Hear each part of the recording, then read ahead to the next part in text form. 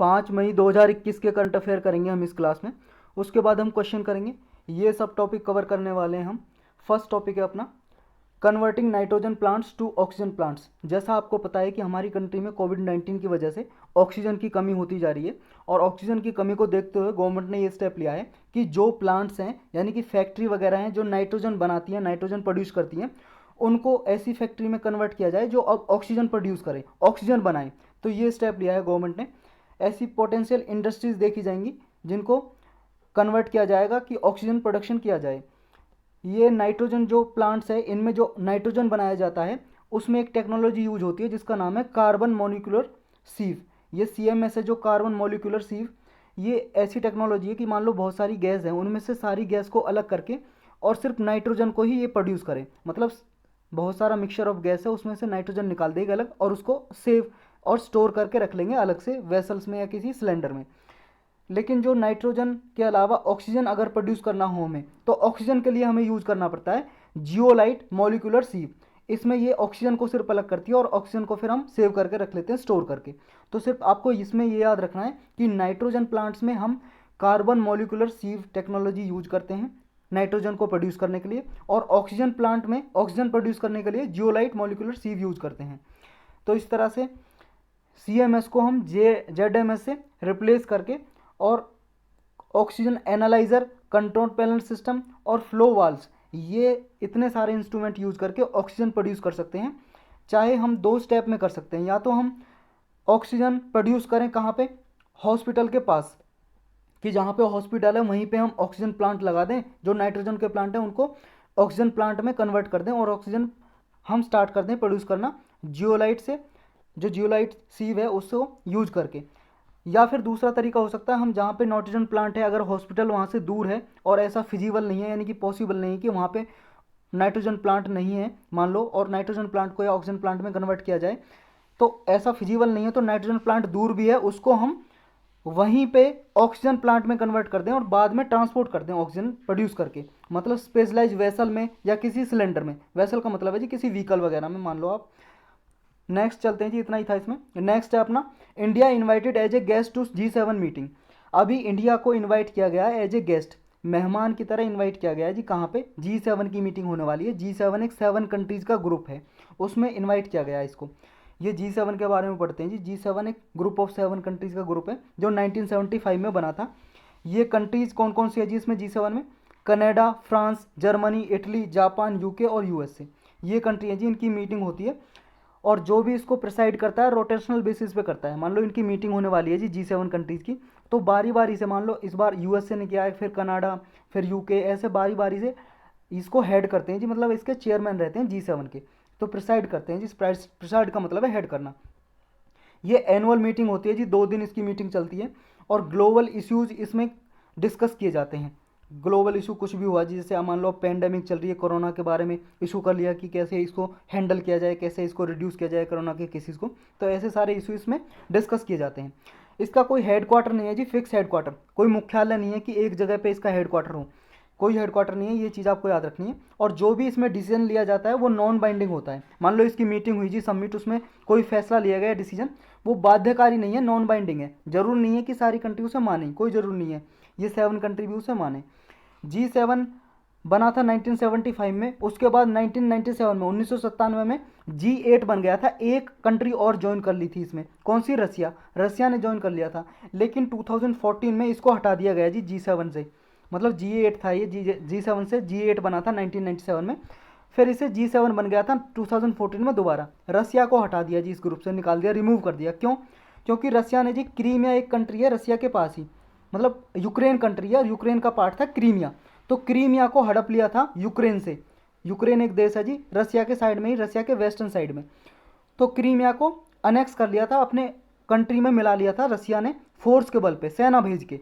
तो इसलिए इसको हटा दिया था G8 से, और G8 फिर दोबारा से G7 बन गया है। तो यही था इसमें। चलते हैं नेक्स्ट पे। नेक्स्ट है जी कंप्यूटेड टोमोग्राफी स्कैन, मतलब CT स्कैन। CT स्कैन अभी न्यूज़ में क्यों है?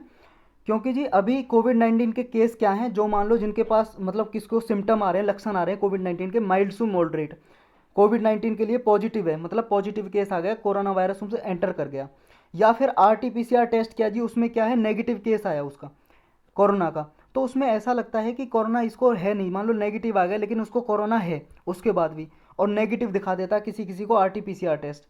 या फिर उसको कोविड-19 के पेशेंट को माइल्ड टू मॉडरेट सिम्टम है, मतलब कुछ थोड़े बहुत लक्षण दिखाई दे रहे हैं, ज़्यादा दिखाई नहीं दे रहे, और उसमें कोरोना वायरस को डिटेक्ट नहीं किया जा रहा RT-PCR टेस्ट से, तो फिर CT स्कैन केस, मतलब CT स्कैन करा रहे हैं लोग। CT स्कैन क्या होता है जी, CT स्कैन का मतलब है कंप्यूटेड टोमोग्राफी स्कैन। इसमें इमेजिंग ली जाती है जी, मेडिकल इमेजिंग टेक्निक है ये, जिसमें पूरी बॉडी की इमेज ली जाती है, किसके जरिए, एक्सरे के जरिए ली जाती है जी, एक्सरे ट्यूब के जरिए। जैसे आप कभी मेट्रो या गए हो आप रेलवे स्टेशन में, उसमें एक मशीन लगी होती है एक्सरे की, निकालते हैं, या फिर कभी आपने बॉडी का एक्सरे कराया हो, तो अंदर का बॉडी से इमेज ले लेती है और सारा बॉडी का बारे में पूरी डिटेल दे देती है एक्सरे करके। तो CT स्कैन में सिर्फ इतना याद रखना आपको कि ये जो टेक्नोलॉजी इसमें एक्सरे ट्यूब का यूज करते हैं और इमेज लेते हैं बॉडी का, और डिटेक्ट करते हैं जी बॉडी में ये इनसाइड, मतलब बॉडी के इनसाइड अंदर में क्या क्या टिश्यू हैं, डिफरेंट टिश्यूज़ और क्या क्या है, पूरा डायग्नोज करने के लिए, पता लगाने के लिए, जांच करने के लिए इसको यूज़ करते हैं। तो बस इतना याद रखना है इसमें टोमोग्राफी टेस्ट में। और इसमें आयोनाइजिंग रेडिएशन का यूज किया जाता है, जिससे कि जो एडवर्स, मतलब इसका एक ये है कि जो CT स्कैन है ये आयोनाइजिंग रेडिएशन का यूज किया जाता है। इससे क्या होता है कि बॉडी पे एडवर्स इफेक्ट पड़ सकते हैं, एडवर्स का मतलब है जी विपरीत, यानी कुछ हार्मफुल इफेक्ट पड़ सकते हैं एक्सरे की वजह से। इसका एक ये यूज है, मतलब एक ये इसका हार्मफुल इफेक्ट है, मतलब हानिकारक प्रभाव है, इसलिए इसको CT स्कैन को बहुत कम यूज किया जाता है, क्योंकि बॉडी में एक्सरे से इमेज ली जाती हैं, और एक्सरे मतलब ये किरण होती है जी, एक्सरे आपकी बॉडी में ट्रांसफ़र की जाती है, मतलब निकाली जाती हैं आपकी बॉडी से, जो इमेज लेती है, तो बॉडी को ये नुकसान पहुंचा सकती हैं। इसकी वजह से इसका जो यूज है CT स्कैन का, वो रेस्ट्रिक्ट किया जाता है, मतलब रोका जाता है कि ज़्यादा यूज ना किया जाए CT स्कैन का। तो यही था, इसमें चलते हैं नेक्स्ट पे जी। नेक्स्ट है प्लेसेस इन न्यूज। एक न्यूज में, मतलब न्यूज में जी एक प्लेस कौन सा, ताइवान। ताइवान कहाँ पे जी, चाइना के साइड में है। अभी क्यों है, क्योंकि आपको पता है ऑक्सीजन की कमी हो रही है इंडिया में, तो ताइवान ने मदद की है इंडिया की, और ऑक्सीजन सिलेंडर भेजें जी, और ऑक्सीजन कंसनट्रेटर, ताकि कोविड-19 के पेशेंट की हेल्प की जा सके। ये देखो जी मैप में चाइना के साइड में है ताइवान। ये ताइवान के साइड में आप देख सकते हो फिलीपींस सी है, और ये साउथ चाइना सी है यहाँ पे, और यहाँ पे ये जापान का आइलैंड है जी, जापान का ये पार्ट है, जापान का आइलैंड है, यहाँ पे जापान कंट्री है। ऊपर आपके नॉर्थ कोरिया और साउथ कोरिया है यहाँ पे। तो ये ताइवान का ऑफिशियल नाम है जी रिपब्लिक ऑफ चाइना। इसके नॉर्थ साइड क्या क्या है हमने देख लिया जी, पूरा वही लिखा है। एक चीज़ याद रखनी है, यहाँ पे लूजोन स्टेट है। लूजोन स्टेट क्या होती है ये तो पता ही है ना आपको, स्टेट होती है जी जल संधि, मतलब ऐसी नैरो चैनल होता है जी वाटर का, जो दो बड़े लार्जर बॉडीज़ को कनेक्ट करता है।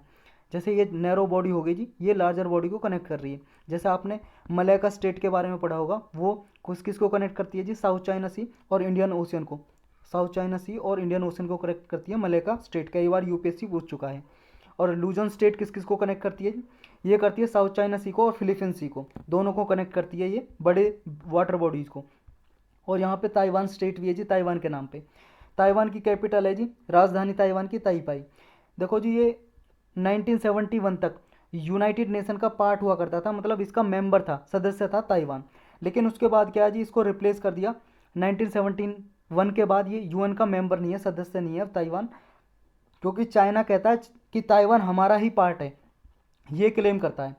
चाइना की वन चाइना पॉलिसी है जी, उसके अंदर ये ताइवान को अपना पार्ट मानता है। और जो भी कंट्री ताइवान के साथ कोई डिप्लोमेटिक रिलेशन बनाती हैं, तो उससे चाइना, मतलब उससे कोई रिलेशन नहीं बनाता, और उस पर सैंक्शन वगैरह, मतलब ट्रेड वगैरह बंद कर देता है जी, समझे। तो ये ताइवान चाइना का ही पार्ट है, ये समझ लो आप। अभी ताइवान से ऑफिशियल जो टीज कर रखी हैं, मतलब कुछ डिप्लोमेटिक रिलेशन बना रखे हैं, अभी 14 कंट्री हैं जो यूनाइटेड नेशन का पार्ट है, मतलब सदस्य हैं यूनाइटेड नेशन का, सिर्फ 14 कंट्री हैं। क्या इंडिया ने कोई डिप्लोमेटिक रिलेशन बना रखे हैं, उसका जवाब है जी नो। देखो कोई ऑफ डिप्लोमेटिक रिलेशन तो नहीं है जी, डिप्लोमेटिक का मतलब है राजनीतिक संबंध, जैसे डायरेक्टली हम एक कंट्री से दूसरी कंट्री के साथ करते हैं, ऐसे कोई रिलेशन नहीं है। बस ये हाँ, हम एक दूसरे की सहायता करते हैं जी, जैसे अभी ह्यूमैनिटेरियन असिस्टेंस दी है ये मानवता के बेस पे, ताइवान ने भेजा है ये ऑक्सीजन वगैरह जो कमी पड़ी है इंडिया में।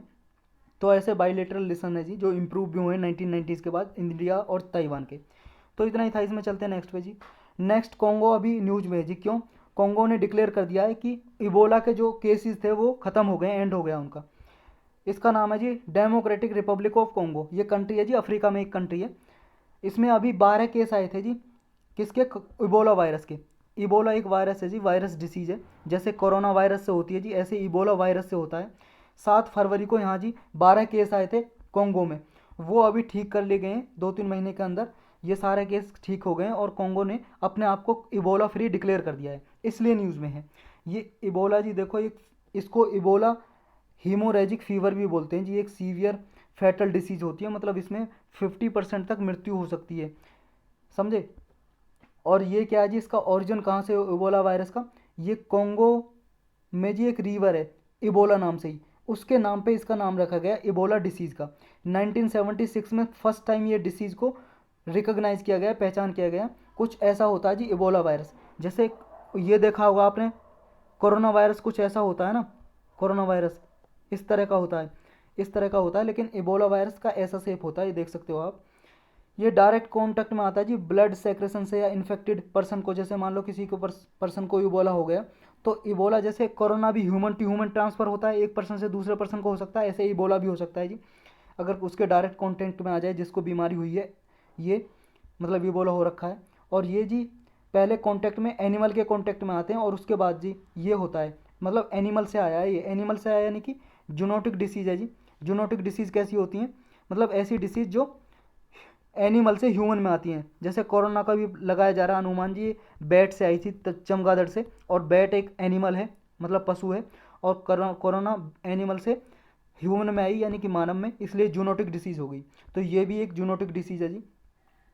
ये कॉन्गो कहाँ पे भी जी, ये देखो अफ्रीका का मैप आपको दिखाई दे रहा है, यहाँ पे ये जी डेमोक्रेटिक रिपब्लिक ऑफ कॉन्गो इसका पूरा नाम है, सूडान के साउथ में है ये, समझ गए। इसमें सिम्टम क्या होते हैं जी, जब इबोला हो जाता है क्या क्या लक्षण होते हैं? फीवर होता है जी, बुखार होता है, हेडेक सिर दर्द होता है, जॉइंट मसल पेन होता है जी, आपके जोड़ों में दर्द होने लगता है, सोर थ्रोट गला आपका कटने लगता है, वीकनेस आ जाती है जी, कमजोरी। फिर उसके बाद डायरा हो जाता है जी, आपको लूज मोशन हो सकते हैं, दस्त लग सकते हैं, वॉमिटिंग हो सकती है जी, आपको उल्टियाँ लग सकती हैं, रस हो जाते हैं आपकी बॉडी पे, लाल लाल धब्बे हो सकते हैं, और इंटरनल एक्सटर्नल ब्लीडिंग हो सकती है जी, आपकी बॉडी में ब्लीडिंग हो सकती है। इबोला के बारे में हमने पढ़ ही लिया जी, सारा कुछ वो ये लिखा हुआ है यहाँ पे, कि जो कुछ हमने अभी इस इमेज में देखा। वायरस ट्रांसमिट कैसे होता है जी? एनिमल से, वाइल्ड एनिमल से पीपल में आता है और स्प्रेड हो जाता है फिर ह्यूमन टू ह्यूमन। जिसको भी मान लो इबोला हो जाता है जी, उसमें से ऐसा अनुमान लगाया जाता है कि इसका जो फैटिलिटी रेट है, यानी कि मृत्यु दर मान लो 50% है, मतलब अगर 10 लोगों को हो गया 5 लोग तो मर ही जाएंगे जी, इतनी फैटल बीमारी है, इतनी घातक बीमारी है ये। जो इसका फैटिलिटी रेट है 25% से 90% तक ये वेरी करता है, मतलब कभी कभी ऐसा भी होता है कि 90% लोग मर जाते हैं जिनको इबोला वायरस इफेक्ट किया है। प्रिवेंशन क्या है जी, कैसे इसको रोका जा सकता है? देखो रोकने के लिए क्या है, कम्युनिटी इंगेजमेंट चाहिए इसकी आउटब्रेक को रोकने के लिए। जैसे केस मैनेजमेंट किया जाए, जिसको मान लो इबोला वायरस हुआ है, डिसीज हुई है, सर्विलेंस की जाए जी, निगरानी की जाए, कॉन्टैक्ट ट्रेसिंग की जाए कि उस पर्सन को एकदम से क्वारंटाइन किया जाए, दूसरे लोगों को ना फैले, लेबोरेटरी सर्विस और सोशल मोबिलाइजेशन की जाए जी। इस तरह इसको प्रिवेंट किया जा सकता है जी। प्रिवेंट का मतलब है रोका कैसे जाए, बचाया कैसे जाए इसको। अब ट्रीटमेंट क्या है जी, इलाज क्या है इसके? ट्रीटमेंट का मतलब इलाज। देखो जी, ऐसा कोई इसके डायरेक्ट कोई टैबलेट वगैरह या कोई दवाई तो है नहीं, जैसे कोरोना की कोई दवाई नहीं है ना, ऐसे इसकी भी कोई दवाई है नहीं, लेकिन कुछ सपोर्टिव केयर लिए जा सकते हैं, जैसे रिहाइड्रेशन, मतलब जैसे ग्लूकोज लगा देना। रिहाइड्रेशन का मतलब है पानी की मात्रा बॉडी में जैसे कमी हो गई है पानी की बॉडी में, तो पानी की कमी को पूरा करने के लिए ग्लूकोज लगाते हैं ना, तो ऐसे रिहाइड्रेट की जाए बॉडी को। और सिम्टोमेटिक ट्रीटमेंट किया जाता है जी इसके लिए, ताकि सर्वाइवल को इम्प्रूव किया जा सके। सिम्टोमेटिक का क्या मतलब है जी? ट्रीटमेंट। देखो सिम्टम का मतलब है लक्षण, जैसे आपको कोई बीमारी हो गई जी, आपको फीवर होता है, ये फीवर एक लक्षण हो गया, या फिर खांसी जुकाम हो गया, तो ऐसे इसका सिम्टोमेटिक ट्रीटमेंट है। ट्रीटमेंट का मतलब इलाज, मतलब जो लक्षण दिखाई देते हैं उनका इलाज की जाए। जैसे कोरोना वायरस में क्या जी, कोई दवाई नहीं है, तो जैसे आपको मान लो कोरोना हो गया, आपको खांसी हुई तो आपको खांसी की दवाई दे दी, आपको जुकाम हुआ जी जुकाम की दवाई दे दी, या आपको फीवर हुआ जी बुखार, तो बुखार की दवाई दे दी। ऐसे इसको ट्रीट किया जाता है जी कोरोना को, ऐसे इबोला को ट्रीट किया जाता है। जो भी कोई सिम्टम दिखे लक्षण, उसी की टैबलेट दे दीजिए, ऐसे इसको ट्रीट किया जाता है। अभी कोई लाइसेंस कोई ट्रीटमेंट नहीं है जी इसका, ये बात याद रखनी है कि इस वायरस को न्यूट्रलाइज करने के लिए कोई भी लाइसेंस ट्रीटमेंट इलाज नहीं है। लेकिन क्या है, इसमें range of blood immunological and drug therapy दी जाती हैं जी, जिनसे इसका जो डेवलपमेंट है रोका जा सकता है। तो यही था, इसमें चलते हैं नेक्स्ट पे। नेक्स्ट है जी अपना United Nation High Commissioner for refugee. ये यूनाइटेड नेशन की एक एजेंसी है जी। यूनाइटेड नेशन आपको पता है जी 1945 में सेकेंड वर्ल्ड वार के बाद एक संस्था बनाई ताकि पूरे वर्ल्ड वाइड पीस एस्टेब्लिश की जा सके, यानी कि शांति की स्थापना की जा सके। उसके बाद इसकी बहुत सारी स्पेशलाइज एजेंसी बनी और इसके 6 अंग हैं जी, ऑर्गन है, जिन्हें इंग्लिश में ऑर्गन बोलते हैं और हिंदी में अंग बोलते हैं। 6 अंग हैं, जैसे यूएनएससी हो गया, यूनाइटेड नेशन सिक्योरिटी काउंसिल, मतलब संयुक्त राष्ट्र सुरक्षा परिषद, आपका यूएनजीए हो गया। ऐसे 6 अंग हैं इसके। ऐसे स्पेशलाइज एजेंसी है जैसे WHO, फाओ, इसकी स्पेशलाइज एजेंसी ऐसे ही ये है जी। ये किस लिए काम करती है जी? United Nation High Commissioner for refugee, refugees के लिए। रिफ्यूजी कौन होते हैं जी? शरणार्थी। शरणार्थी किन्हों को बोलते हैं जी? जैसे मान लो कोई दूसरी कंट्री से दूसरी कंट्री में भाग के आ गया कोई पर्सन, जैसे मान लो जी म्यांमार से भाग के आ गए कुछ पीपल, किसकी वजह से? वहाँ पे जीनोसाइड हो सकता है, नरसंहार, लोगों को मारा जा सकता है। किसके बेस पे? रिलीजस के बेस पे, रिलीजन के बेस पे, धर्म के बेस पे, या किसी एथनिक क्लेंजिंग हो गई है जी, किसी और मान लो जी कल्चर के बेस पे वहाँ से लोगों को मारा जा रहा है, तो लोग भाग के इंडिया में आ गए, तो इनको बोलते हैं जी शरणार्थी। जो म्यांमार से भाग के आ गए या फिर इंडिया से भाग के किसी और कंट्री में चले गए, तो उस कंट्री में उनको बोलेंगे शरणार्थी या रिफ्यूजी। लेकिन जो वार टाइम में भाग के आते हैं ना, उन लोगों को नहीं बोलते जी रिफ्यूजी। जैसे युद्ध हो गया जी म्यांमार और इंडिया के बीच में, और म्यांमार से लोग भाग के आ गए वहाँ से, तब उनको रिफ्यूजी नहीं बोला जाता है, समझे? फिर उनको वार क्राइम क्रिमिनल बोला जाता है जी, मतलब वार प्रिजनर, मतलब युद्ध के कैदी, वार प्रिजनर। तो अभी ये न्यूज़ में क्यों जी, ये वाला कमिश्नर ऑफिस, ये न्यूज़ में इसलिए जी म्यांमार का हाई कोर्ट ने कुछ 7 म्यांमार के नेशनल है जी, म्यांमार से 7 लोग भाग के आए, उनको बोला है कि आप न्यू दिल्ली ट्रेवल करो, और उन्होंने प्रोटेक्शन मांगी है किससे? United Nation High Commissioner for refugee से। ऑब्जर्वेशन क्या किया जी कोर्ट ने कहा है, देखो इंडिया ना तो यूनाइटेड नेशन रिफ्यूजी कन्वेंशन है, ये 1951 में एक कन्वेंशन हुई थी जी, एक मीटिंग हुई थी, एक ट्रीटी है, संधि है। इसके अंतर्गत क्या है? रिफ्यूजीज़ को बचाया जाता है, उनके प्रोटेक्शन के लिए काम किया जाता है जो शरणार्थी हैं। लेकिन इंडिया ने इसको साइन नहीं किया, इसकी पार्टी नहीं है कोई, समझ रहे?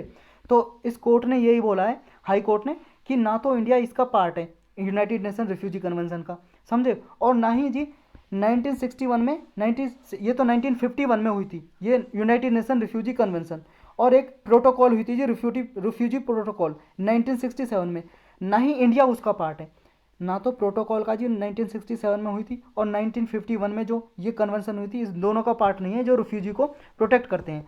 तो इंडिया इन दोनों का पार्ट नहीं है, तो इंडिया के पास कोई ऑब्लिगेशन नहीं है रिफ्यूजी को बचाने की। लेकिन इंडिया पार्टी है जी किसका? 1948 में एक हुआ था जी universal declaration for human right, मानव अधिकारों को बचाने के लिए एक कन्वेंशन हुई थी जी, ये मान लो ये इसका पार्ट है। और एक 1966 में हुआ था international covenant on civil and political right, इसका भी इंडिया पार्ट है। इन दोनों का सिग्नेटरी है।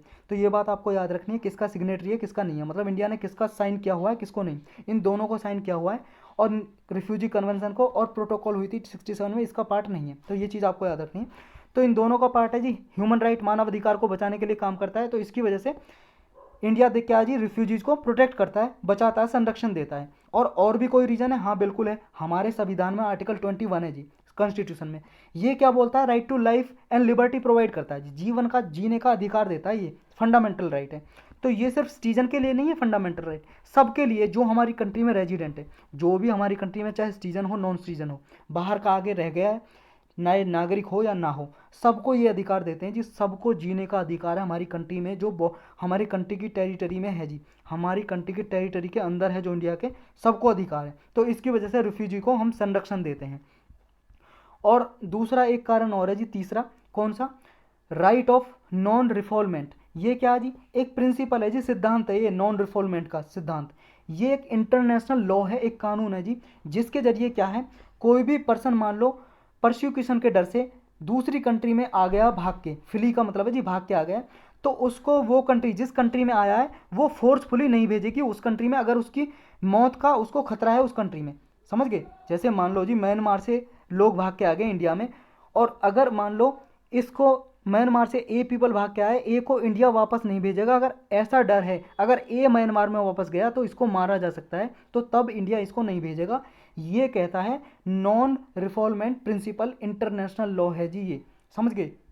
लेकिन ये बाइंडिंग नहीं है, कोई बाइंडिंग नहीं है, नॉन बाइंडिंग है ये भी, मतलब ह्यूमैनिटेरियन बेस पे ये अडॉप्ट किया जाता है बस। अब ये क्या जी, United Nation High Commissioner for refugee है क्या ये? देखो जी हमने पहले ही पढ़ा इसके बारे में, यूनाइटेड नेशन की एक रिफ्यूजी एजेंसी है ये। किस लिए काम करती है? राइट को, अधिकारों को प्रोटेक्ट करने के लिए, ताकि लाइफ्स हैं जो जीवन है उनको बचाया जा सके। और किसी को भी मान लो जी जो स्टेटलेस पीपल है, स्टेटलेस पीपल का ऐसा मतलब है जी जिसके पास सिटीजनशिप नहीं है, नागरिक नहीं है। ना तो म्यांमार से जो लोग भाग के हैं, म्यांमार ना तो उनको नागरिक समझता है, और म्यांमार से भाग के इंडिया आ गए हैं और इंडिया के तो नागरिक है ही नहीं, यानी कि स्टेटलेस पीपल है, कोई उनका कंट्री नहीं है। ऐसे लोगों को बचाने के लिए ये काम करता है जी। और ये क्रिएट किया गया था जी 1950 में, 1950 में जी, 1950 में बनाया गया इसको। किस लिए? ताकि जो यूरोपियंस हैं उनको, जो भाग के आ गए हैं लोग उनके घर नहीं है, उनको मिलियंस ऑफ यूरोपियन को बचाने के लिए बनाया गया था 1950 में। इसका हेड क्वार्टर है जी, मुख्यालय जेनेवा में, जेनेवा स्विट्जरलैंड में एक सिटी है जी, वहाँ पे इसका हेड क्वार्टर। चलते हैं नेक्स्ट पे जी। नेक्स्ट में है पार्कर सोलर प्रोब। ये क्या जी? Parker solar probe.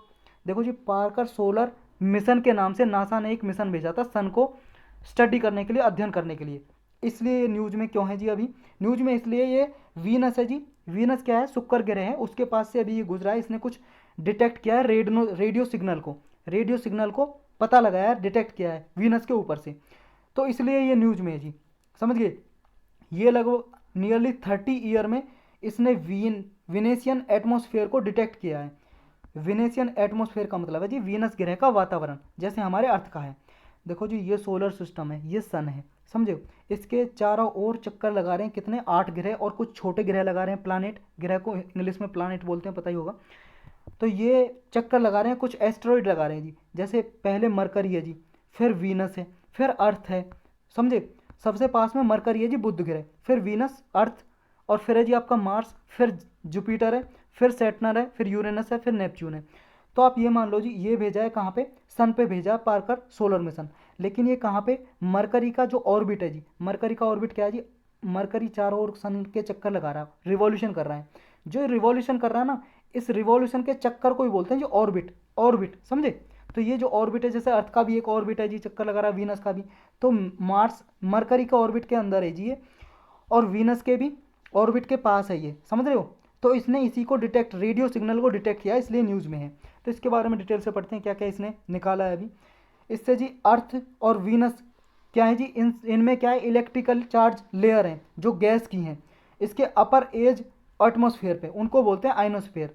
जैसे जी वीनस की बात हो रही है, अभी हमारे अर्थ पे आपको पता होगा जी, ये हमारी अर्थ है, इसके अगर हम 15 किलोमीटर, लगभग एवरेज 15 किलोमीटर लें, तो इस लेयर को बोलते हैं जी, परत को, एटमॉस्फेयर में। आप आसमान में ऊपर जा रहे हो जी एटमॉस्फेयर में, उसको ट्रोपोस्फेयर बोलते हैं, ट्रोपोस्फेयर। उसके बाद अगर जाओगे आप 15 किलोमीटर से लगभग आप जाओगे जी 50 किलोमीटर तक, उसको बोलते हैं स्ट्रेटोस्फेयर, स्ट्रेटोस्फेयर बोलते हैं, स्ट्रेटोस्फेयर। इसको लेयर के नाम है जी, परत के। और इसके बाद अगर ऊपर जाओगे जी, इसके बाद क्या है? 15 से 90 किलोमीटर के ऊपर, इसके बाद है जी मीजोस्फेयर, ये लेयर है जी, लेयर, मीजोस्फीयर। और इसके बाद ऊपर जाओगे, यहाँ पे जगह नहीं बची जी, यहाँ पे ले लेते हैं। इसके बाद ऊपर जाओगे 90 से लेकर 640 तक किलोमीटर, इसके बाद इसको बोलते हैं जी एग्जोस्फेयर। एग्जोस्फेयर बोल सकते हो, या थर्मोस्फेयर बोल सकते हो, थर्मोस्फेयर, या आइनोस्फेयर बोल सकते हो, आइनोस्फेयर। ये एक ही नाम है जी सारी लेयर के, ये बोल सकते हो। इस पे क्या जी? आयंस हैं। आयंस क्या है जी? पार्टिकल हैं जी, चार्ज पार्टिकल। ये कहाँ से आते हैं? मान लो कोई एस्ट्रॉइड जो घूम रहे हैं, उनसे कुछ टुकड़ा नीचे आ जाता है जी अर्थ के एटमॉस्फेयर में, टूट के, वो टूट के आ जाता है। तो यहाँ पे क्या है जी, आपको पता है टेम्परेचर है, उसके वजह से क्या है, यहाँ पे कुछ डिस्ट्रक्शन होता है जी। उसकी वजह से क्या है, यहाँ पे जैसे ये जल जाते हैं आके एटमॉस्फेयर में, जैसे ही आते हैं टूट के, तो जलने के बाद क्या है जी, ये कुछ क्लाउड वगैरह फॉर्म कर लेते हैं, क्लाउड, बादल, बादल फॉर्म कर लेते हैं। लेकिन ये बारिश वाले बादल नहीं होते, रेनफॉल नहीं होता। रेनफॉल तो सिर्फ जो टॉपोस्फेयर में क्लाउड बनता है, बादल बनता है 15 किलोमीटर के अंदर, उनसे अर्थ पे सिर्फ रेन होती है, यह बात आपको याद रखनी है। तो कुछ क्लाउड वगैरह बन जाते हैं, और कुछ आयोनाइजिंग पार्टिकल होते हैं जी, आयोनाइजिंग पार्टिकल। तो आयोनाइजिंग पार्टिकल ये गैस से ही बने होते हैं जी, ये चार्ज पार्टिकल होते हैं। ऐसे ही वीनस पे होते हैं जैसे अर्थ पे होते हैं, समझ रहे हो। ये गैस के कुछ पार्टिकल होते हैं जी। तो इनको अभी डिस्कवर किया गया, डिटेक्ट किया गया। ये चार्ज गैसेज हैं, जो ये प्लाज्मा है जी, नेचुरली ये क्या करते हैं? रेडियो वेव्स इमिट करते हैं जी, तरंगे होती हैं, रेडियो तरंगे, रेडियो वेव्स इमिट करते हैं, निकालते हैं इनसे।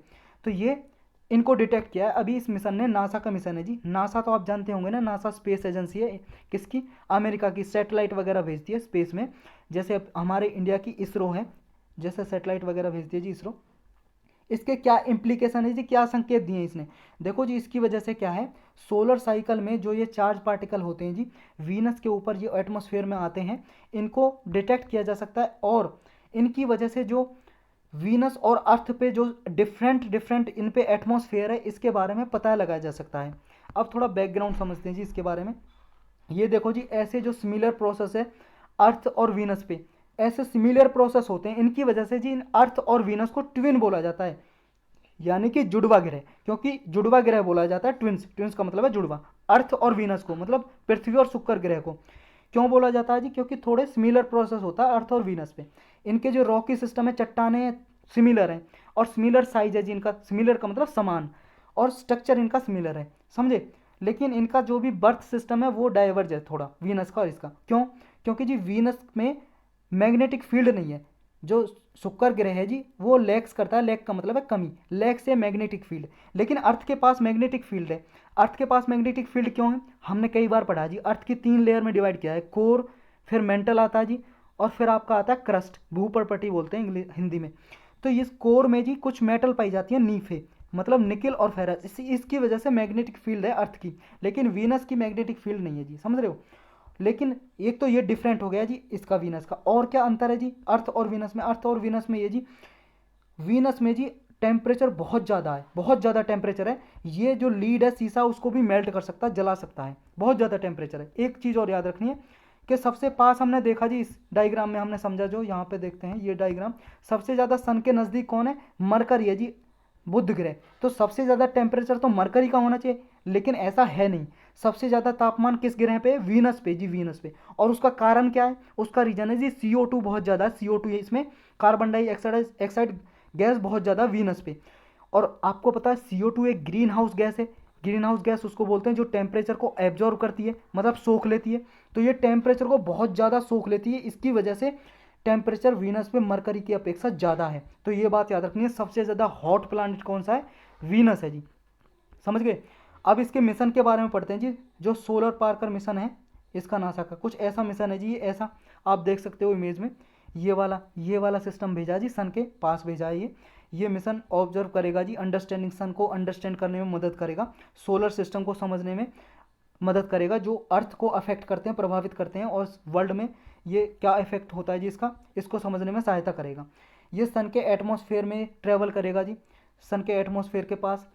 ये ऐसा मिशन होगा जी, जो पहले कोई भी सन के पास मिशन भेजे गए हैं उसमें सबसे ज़्यादा नज़दीक जाएगा, नज़दीक से, सन के नज़दीक से होकर गुजरेगा ये। तो सन की जो रेडिएशन कंडीशन है उनके बारे में पता लगाएगा, समझ रहे हो। ये ऑब्जर्व करेगा जी हमारे स्टार को, जो क्लोजेस्ट स्टार हमारा सन ही है, सबसे नज़दीक जो सन स्टार है, सन स्टार का मतलब तारा, सन भी एक स्टार है जी, तारा है, समझ गए। तो ये जर्नी है जी कहाँ कहाँ से होकर जाएगा, ये वीनस की जो ग्रेविटी है जी उसके पास से होकर निकलेगा, समझ गए। और ये क्या करेगा जी, जो सन के क्लोज जो ऑर्बिट है वीनस का उसके पास से होकर निकलेगा ये। तो स्टडी करेगा जी ये नियरली 7 ईयर, 7 साल ये स्टडी करेगा। और सन के कितने पास होगा जी ये एटमॉस्फेयर के? 3.9 मिलियन माइल्स, एक माइल में होता है जी 1.65 किलोमीटर के लगभग, और मिलियन में होता है जी 10 लाख, 10 लाख। तो 39 लाख, 39 लाख माइल्स लगभग ये दूर होगा सन से, समझ रहे हो कितना दूर होगा। लेकिन फिर भी ये सबसे ज़्यादा पास है, 7 टाइम्स क्लोजर है, 7 गुना सबसे ज़्यादा पास है, जो पहले कोई भी स्पेस क्राफ्ट मिशन भेजे गए थे इस पे। और ये जो मरकरी का ऑर्बिट है उसके अंदर ही होगा। ऑर्बिट हमने जाना जी, सन के जो चक्कर लगाते हैं ग्रह, ये चक्कर है जो, यही ऑर्बिट कहलाता है इसका, किसी भी ग्रह का। जैसे मरकरी ये चक्कर लगा रहा है, ऐसी अर्थ भी लगा रही है, तो इसके मरकरी का ऑर्बिट के पास से होगा ये। इसके 3 डिटेल साइंस ऑब्जेक्टिव होंगे जी, इसके 3 टारगेट हैं। क्या? जो फ्लो ऑफ एनर्जी होता है जी सन से, हीट की वजह से, सन से हीट निकलती है, उससे एनर्जी का, ऊर्जा का फ्लो होता है, इसको ट्रेस करेगा, इसको पता लगाएगा। और सोलर कोरोना में जो एक्सीलरेट होता है और सोलर विंड निकलती है उनका पता करेगा ये मिशन। सोलर कोरोना क्या है जी? क्या सन को कोरोना डिसीज हो गई है? बिल्कुल नहीं जी, आपको पहले भी बताया, सन की भी लेयर है जी, जैसे अर्थ की है, सन की भी ऐसी लेयर है, डिवाइड की हुई है। इसकी जो सबसे आउटर लेयर है उसको बोलते हैं जी कोरोना। सन की कौन कौन सी लेयर है उसको जानना तो प्लेलिस्ट में जाके आप देखो जी, साइंस एंड टेक की प्लेलिस्ट में जाके, आदित्य एल मिशन, उसमें आपको अच्छे से पता लगेगा सन की लेयर क्या, सारा डिटेल, सोलर विंड क्या, सब डिटेल में पता लगेगा। तो ये सोलर कोरोना को डिटेक्ट करेगा, जो एक लेयर है जी, परत है सन की। तो ये डिटरमाइन करेगा जी स्ट्रक्चर को, और जो डायनेमिक्स ऑफ प्लाज्मा है, मैग्नेटिक फील्ड है जो सोलर विंड की वजह से, उसको डिटेक्ट करेगा।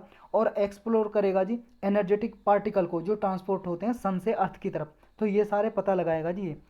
चलते हैं नेक्स्ट पेज जी, इतना ही था। नेक्स्ट है जी, kids from covid affected household get police help. अभी क्या है जी, गौतम बुद्ध नगर में, ये नोएडा में जी, नोएडा का ही नाम है, ये समझ लो गौतम बुद्ध नगर। यहाँ पे कोविड-19 के केस आपको पता है जी बहुत ज़्यादा हो रहे हैं। उनकी वजह से क्या है, ऐसे फैमिली जिनको कोरोना वायरस हुआ है उनको एक यंग आईपीएस ऑफिसर हैं जी, आईपीएस ऑफिसर, जैसे आप तैयारी कर रहे हो जी यूपीएससी सिविल सर्विस की, जब भी आप आईपीएस ऑफिसर बन जाओगे तो ऐसे ही एक आईपीएस ऑफिसर है जी जो डेप्यूटी कमिश्नर ऑफ पुलिस की पोस्ट पे हैं जी। उन्होंने अभी क्या किया है, ये ह्यूमन वुमन सेफ्टी के लिए, महिलाओं की सेफ्टी के लिए नोएडा में तैनात किए गए हैं ये ऑफिसर, आईपीएस ऑफिसर। इन्होंने क्या किया है, इन्होंने किया है जी, मतलब इन्होंने जो चिल्ड्रन वगैरह जिनको, जिनकी फैमिली को कोविड-19 हो गया है, उनकी मदद करने के लिए कुछ इफ़र्ट लिए हैं। कैसे कैसे, इन्होंने जी कुछ टीम भेजी है चिल्ड्रन को सहायता करने के लिए। कुछ ऐसे बच्चे भेजी जिनके पेरेंट मर गए जी कोविड-19 की वजह से और वो अनाथ हो गए, ऑर्फन हो गए जी। ऑर्फन का मतलब है जी अनाथ हो गए, ऑर्फन, अनाथ हो गए। इन बच्चों की सहायता करने के लिए इन्हें पर डे मील, भोजन प्रोवाइड करने के लिए, या फिर डिस्ट्रिक्ट में जी हॉस्पिटल फैसिलिटी, कोविड टेस्टिंग के लिए फैसिलिटी प्रोवाइड करने के लिए इन्होंने अभी मेजर्स लिए हैं। और इन्होंने जी सहायता मांगी है किससे, वॉलंटियर से जी।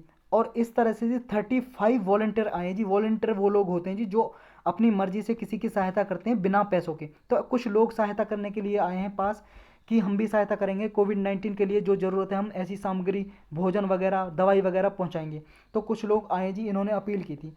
अब ये आप केस स्टडी यूज कर सकते हो जो किसी एथिक्स के पेपर में, एथिक्स के क्वेश्चन में, या फिर किसी जीएस के पेपर में, कि अगर मान लो आप होते इसकी जगह तो क्या क्या करते। तो ऐसे जी आप लोगों से अपील कर सकते हो, किसी एनजीओ से, सिविल सोसाइटी से, कि वो फैमिलीज़ की मदद करने के लिए सामने आए। तो ऐसे वॉलंटियर आ सकते हैं, तो इनकी सहायता ले सकते हो ऐसे सिचुएशन में आप, समझ गए, जब कुछ भी आपके पास ऑप्शन नहीं है। चलते हैं जी नेक्स्ट पे। नेक्स्ट है अपना काचिन पीपल। काचिन एक पीपल है जी, मतलब कम्युनिटी का नाम है जी, ग्रुप मतलब जाति समझ लो जी आप, कास्ट कम्युनिटी है काचिन पीपल। अभी न्यूज़ में इसलिए है क्योंकि इसने जी म्यांमार की मिलिट्री पे हमला किया है, समझ गए। ये एथनिक ग्रुप है, कहाँ पे, काचिन हिल्स है जी, नॉर्दर्न म्यांमार में। और नॉर्दर्न म्यांमार है जी जो उत्तरी म्यांमार, वहाँ पे काचिन स्टेट है, वहीं पे काचिन हिल है जी, काचिन की पहाड़ी, वहीं पे ये लोग रहते हैं जी। चाइना के साथ बॉर्डर लगाते हैं, इंडिया से अरुणाचल प्रदेश और असम के साथ बॉर्डर लगाते हैं। ये देखो जी, ये है आपका मैप में देखो, ये है जी म्यांमार, इधर आपका इंडिया दिखाई दे रहा है, ये मिजोरम, त्रिपुरा ये स्टेट, यहाँ पे मणिपुर, नागालैंड होगा जी, ये असम होगा जी, यहाँ पे ये होगा जी आपका ये कौन सा, अरुणाचल प्रदेश। तो ये अरुणाचल प्रदेश से बॉर्डर लगाता है। और आपका ये चाइना की यूनान प्रोविंस है, प्रोविंस का मतलब चाइना में स्टेट को प्रोविंस बोलते हैं जी। तो इससे बॉर्डर लगाता है इधर। तो आपको स्टेट के लोकेशन याद रखनी है, मैच द फॉलोइंग में पूछ लेता है। और काचिन पीपल है यहाँ पे, काचिन प्रजाति के, काचिन स्टेट है यहाँ पे, काचिन की पहाड़ियाँ, हिल है, म्यांमार का ही पार्ट है जी ये। तो ये न्यूज़ में अभी इसलिए है जी, क्यों ये पीपल है जी, इसने अभी म्यांमार की मिलिट्री पे क्या है, अटैक किया है, इसलिए ये न्यूज़ में है। और दूसरा एक चीज़ और याद रखनी है, यहाँ पे जो चाइना की यूनान प्रोविंस के साथ ये बॉर्डर लगाते हैं उसमें जिंगपो पीपल रहते हैं, जिंगपो जाति के लोग रहते हैं चाइना में। ये जिंगपो जाति के ही सबसेट हैं, सब ग्रुप हैं काचिन पीपल, मतलब उनसे ही निकल के आए हैं। तो ये जिंगपो पीपल चाइना में है, काचिन म्यांमार में। ये मैच द फॉलोइंग में पूछा जा सकता है, ये आपको याद रखना। चलते हैं नेक्स्ट पे। नेक्स्ट है जी अपना सूत्र मॉडल। सूत्र मॉडल क्या है जी, साइंटिस्ट हैं जी आईआईटी कानपुर के, कानपुर के आईआईटी है जी, इन्फॉर्म मतलब इंस्टीट्यूट ऑफ इंफॉर्मेशन, मतलब इंस्टीट्यूट ऑफ, क्या फुल फॉर्म होती है आईआईटी की, कुछ भी होता है जी, मेरे दिमाग से उतर गया। आईआईटी आपको पता है इंजीनियरिंग करने के लिए इंस्टीट्यूट होते हैं, ये कानपुर में आईआईटी है जी। तो इसके साइंटिस्ट ने अभी हैदराबाद और कानपुर की आईआईटी के साइंटिस्ट ने ये सूत्र मॉडल अडॉप्ट किया है। सूत्र मॉडल, ये इसका फुल फॉर्म है जी, susceptible, undetected, tested positive, removed approach, ये इसकी फुल फॉर्म है। ये किस लिए यूज किया है, कोविड-19 के जो केस हैं जी उसको प्रिडिक्ट करने के लिए। प्रिडिक्ट का मतलब है जी भविष्यवाणी, अनुमान लगाना, इसको प्रिडिक्ट करने के लिए, और जो कोविड-19 के केस हैं उनको रिड्यूस करने के लिए, कम करने के लिए, समझ गए। आईआईटी की फुल फॉर्म है जी इंडियन इंस्टीट्यूट ऑफ टेक्नोलॉजी, समझ गए। ये इसकी फुल फॉर्म है। तो ये मॉडल 3 मेन पैरामीटर यूज किए जाएंगे जी सूत्र मॉडल में। सूत्र मॉडल में 3 मॉडल यूज किए जाएंगे, 3 पैरामीटर। कौन कौन से, पहला है फर्स्ट बीटा मॉडल, इसको कॉन्टैक्ट रेट भी बोलते हैं। ये क्या है, इसमें ऐसे पीपल को देखा जाएगा कि जो भी पीपल इन्फेक्ट हुए कोरोना से, वो इन्फेक्टेड पीपल कितने लोगों को पर डे इन्फेक्ट कर रहा है, समझ रहे हो। मतलब आपको कोरोना वायरस हो गया, आपकी वजह से और कितने लोगों को इन्फेक्ट हुआ है, कोरोना वायरस हुआ, इसमें पहले में ये डिटेक्ट करेंगे, पहली अप्रोच पे, समझ गए। तो इसमें ये रिलेटेड है जी RO वैल्यू से, जिसमें नंबर ऑफ पीपल जितने इफेक्ट होंगे एक कोरोना वायरस के पेशेंट की वजह से, ये देखा जाएगा। सेकंड पैरामीटर है जी रीच देखेंगे। इसमें देखेंगे कि कितनी पॉपुलेशन कोरोना के, जो कोरोना पेंडेमिक है जी, इसको एक्सपोजर हुआ है कितनी पॉपुलेशन को, मतलब कितनी पॉपुलेशन ऐसी है जो नज़दीक आए ऐसे लोगों के जिनको कोरोना वायरस हुआ है। नेक्स्ट थर्ड है जी एप्सिलन अप्रोच। इसमें क्या देखेंगे, इसमें देखेंगे जी जो डिटेक्ट हुए हैं और अनडिटेक्टेड केसेज हैं इनका रेशो क्या है, मतलब जो ऐसा पता लगाया गया है जिनको कोरोना है और जिनको कोरोना नहीं है इनका क्या रेशो है, समझ गए। तो मतलब ऐसे जिनको कोरोना वायरस हो गया और इनका पता लगाया गया, इनका पता लगा लिया गया, डिटेक्ट कर लिया गया इनको कोरोना है, लेकिन जिनको कोरोना है और उनका पता भी नहीं चला, तो इनका रेशो क्या है जी, ये देखेंगे। तो यही थे जी आज के टॉपिक। अब हम करेंगे जी क्वेश्चन। फर्स्ट क्वेश्चन है हमारा, ये हमने करंट अफेयर में पढ़ा था जी, उमंगोट रिवर सबसे क्लीनेस्ट रिवर है जी, सबसे क्लियरेस्ट रिवर, सबसे साफ रिवर है ये हमारी कंट्री की। तो ये रिवर इंडिया में लोकेटेड है, कौन से स्टेट में ये बताना आपको, उत्तराखंड, लद्दाख, त्रिपुरा, मेघालय। जी हाँ बिल्कुल करेक्ट, डी मेघालय में जी। कुछ दिन पहले न्यूज़ में थी, हमने अपने करंट अफेयर के टॉपिक में डिस्कस की थी। नेक्स्ट है जी इन्फ्लेशन टारगेट के रिगार्डिंग कुछ स्टेटमेंट दी हुई हैं, आपको करेक्ट स्टेटमेंट बतानी है जी। इन्फ्लेशन टारगेटिंग है क्या, इन्फ्लेशन का मतलब होता है जी महंगाई या मुद्रास्फीति बोल सकते हैं, और टारगेट का मतलब लक्ष्य करना, इस पर कुछ टारगेट करना, टारगेट एम।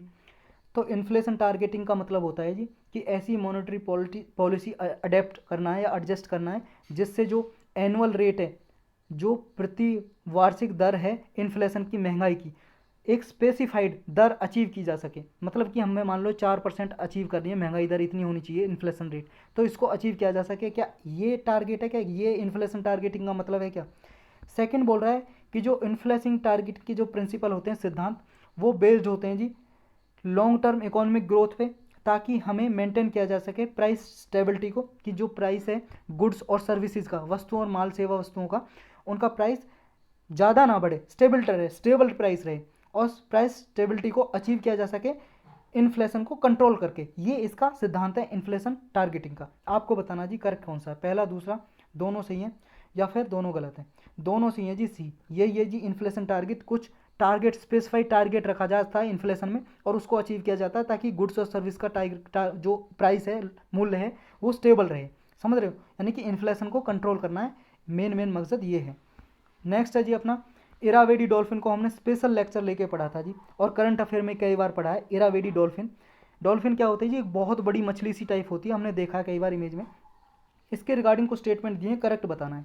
पहली बोल रही है ये सी कोस्ट, मतलब जो कोस्टल एरिया उनके पास पाई जाती है, एस्चुरी वगैरह में या रिवर के पास, बे ऑफ बंगाल के पास पाई जाती है, ये साउथ ईस्ट एशिया में पाई जाती है इरावेडी डॉल्फिन। दूसरी कह रही है कि जो IUCN है जी, International Union for Conservation of Nature, एक NGO टाइप है जी, नॉन गवर्नमेंटल ऑर्गेनाइजेशन, गैर सरकारी संस्था, जो क्या करती है वर्ल्ड वाइडली स्पीसीज वगैरह जो नेचर को कंजर्व करने के लिए, संरक्षण करने के लिए काम करती है। इसकी कुछ लिस्ट हैं जी, तो उसके लिस्ट में क्या एंडेंजर्ड कैटेगरी में आती है क्या इरावेडी डॉल्फिन। आपको बताना जी कौन सा करेक्ट है, पहला दूसरा दोनों सही है, दोनों इनकरेक्ट, दोनों बिल्कुल करेक्ट हैं जी, सी आंसर हो जाएगा। नेक्स्ट है जी एक टेक्नोलॉजी है जी high temperature proton exchange membrane technology. ये STPM टेक्नोलॉजी किस लिए यूज होती है, इसके कुछ स्टेटमेंट दी हुई हैं, आपको करेक्ट बतानी है जी सही कौन सी है। पहली कह रही है जी इसमें input as a input methanol को यूज किया जाता है इस टेक्नोलॉजी में, और मीथेनॉल को यूज करके जो इसके अवशेष बचते हैं इस टेक्नोलॉजी में, बाई प्रोडक्ट बचते हैं जी, वो हीट और वाटर निकलता है। नेक्स्ट है जी ये सूटेबल है किसके लिए, स्टेशनरी पावर एप्लीकेशन के लिए, स्मॉल ऑफिसेज में या कॉमर्शियल यूनिट में, मतलब इससे जी पावर एनर्जी बिजली बनाई जाती है जो आपके ऑफिस वगैरह में यूज हो सकती है या कॉमर्शियल यूनिट में व्हीकल में यूज हो सकती है, और मीथेनॉल यूज करके इसको बाई प्रोडक्ट बनते हैं हीट और वाटर। आपको बताना जी करेक्ट कौन सा, पहला दूसरा दोनों करेक्ट या दोनों इनकरेक्ट, दोनों करेक्ट हैं जी, सी आंसर करेक्ट हो जाएगा। एक बात याद रखनी है, कौन सा फ्यूल यूज होता है इसमें, मीथेनॉल यूज होता है ना, ये बात आपको याद रखनी है। अगर यहाँ पे आ गया न्यूक्लियर फ्यूल यूज होता है क्या इनपुट की तरफ, गलत हो जाएगा। तो मीथेनॉल आपको याद रखना है इस टेक्नोलॉजी में। चलते हैं नेक्स्ट पे जी, नेक्स्ट बताना है आपको ये फिनोमेना जी ग्रेविटेशनल लेंसिंग का, ये एस्ट्रोनॉमर के लिए कैसे हेल्पफुल है। जो एस्ट्रोनॉमर होते हैं जी, जो स्पेस में स्टडी करते हैं, आसमान में, मतलब आसमान के पे स्टडी करते हैं, अध्ययन करते हैं, प्लानट के बारे में स्टडी करते हैं, सन के बारे में, उनको बोलते हैं, उन साइंटिस्ट को, वैज्ञानिक को बोलते हैं एस्ट्रोनॉमर। तो इनके बारे में बताना जी ग्रेविटेशनल लेंसिंग है क्या, कुछ स्टेटमेंट दी हुई है, आपको करेक्ट बताना है। पहली स्टेटमेंट क्या बोल रही है जी, पहली स्टेटमेंट बोल रही है it helps them to investigate how new star are born. ये ग्रेविटेशनल लेंसिंग की वजह से हम पता लगा सकते हैं कि नया जो स्टार है जी, तारा है, कैसे बन रहा है, इसके बारे में पता लगा सकते हैं क्या एस्ट्रोनॉमर। सेकंड बोल रहा है कि ये यूजफुल होती है डार्क मैटर है जो यूनिवर्स में, हमारे ब्रह्मांड में जो डार्क मैटर है जी, उसके बारे में, उसका कितना अमाउंट है, कहाँ कहाँ पे डिस्ट्रीब्यूट है, इसका एस्टिमेट, इसका पता लगाने के लिए ये यूजफुल है जी। इसका प्रयोग किया जाता है ग्रेविटेशनल लेंसिंग का, ये प्रोसेस का। आपको बताना जी पहला सी है, दूसरा या दोनों है, दोनों गलत, दोनों सी है जी, सी आंसर करेक्ट हो जाएगा। ग्रेविटेशनल लैंडिंग क्या होती है जी? ग्रेविटेशनल लैंडिंग होती है, मान लो जी जो कोई लाइट निकल रही होती है और स्पेस में कोई लाइट जा रही है और बीच में जी कोई ऑब्जेक्ट आ जाए। आपको पता है स्पेस में कितने भी ऑब्जेक्ट है जी, ऑब्जेक्ट, अर्थ भी एक ऑब्जेक्ट है जी, अर्थ कोई भी ऑब्जेक्ट है, अर्थ भी एक ऑब्जेक्ट है, सबकी ग्रेविटेशनल फोर्स होती है जी सबके पास, ग्रेविटेशनल गुरुत्वाकर्षण बल। तो अर्थ का भी है, जैसे मान लो कोई चीज़ आपने ऊपर फेंकी जी, तो आप अर्थ के पास फिर वापस आ जाती है। जैसे मान लो बॉल फेंकी जी आपने ऊपर, बॉल फिर अर्थ पे आके गिर जाती है। यही गुरुत्वाकर्षण बल है अर्थ का, जो खींच लेता है अपनी तरफ चीज़ों को। तो हर एक ऑब्जेक्ट की है। तो जब भी लाइट मान लो जी किसी ऑब्जेक्ट से स्पेस में पास से निकलती है, तो ये इसकी ग्रेविटेशनल जो फोर्स है किसी भी ऑब्जेक्ट की, इस लाइट को जी अपनी तरफ खींच लेता है, अपनी तरफ खींच लेता है, इस लाइट को अट्रैक्ट कर लेता है। और उसकी वजह से ये लाइट है जी बेंड हो जाती है दूसरी तरफ, जैसे इस तरफ जा रही है तो ये बेंड हो जाएगी, बेंड हो जाती है ऐसे, समझ रहे हो? इस बेंडिंग को ही बोलते हैं ग्रेविटेशनल लैंडिंग, मतलब ग्रेविटेशनल लेंसिंग। ग्रेविटेशनल लेंसिंग किसको बोलते हैं? लाइट का बेंड होना किसी भी ऑब्जेक्ट का स्पेस में ग्रेविटेशनल फोर्स की वजह से, किसी भी ऑब्जेक्ट की ग्रेविटेशनल फोर्स की वजह से लाइट का बेंड होना ही ग्रेविटेशनल लेंसिंग कहलाता है। ये देखो जी इमेज में, ये देखो ये इमेज में लाइट आ रही है और ये ऑब्जेक्ट है जी कोई प्लानिट, मान लो जी ये लाइट बेंड हुई ना, देखो बेंड हो गई, ये देखो दोबारा ये बेंड हुई, ये देखो ये बेंड हुई, बेंड हो गई थी लाइट। तो ऐसे बेंडिंग होना, ये एस्ट्रोनॉमर इससे पता लगाते थे स्टार के बारे में, डार्क मैटर के बारे में, और न्यू स्टार कैसे बॉर्न होता है, कैसे जन्म होता है, इस सब का पता लगाते हैं। तो आज के लेक्चर में इतना ही था जी।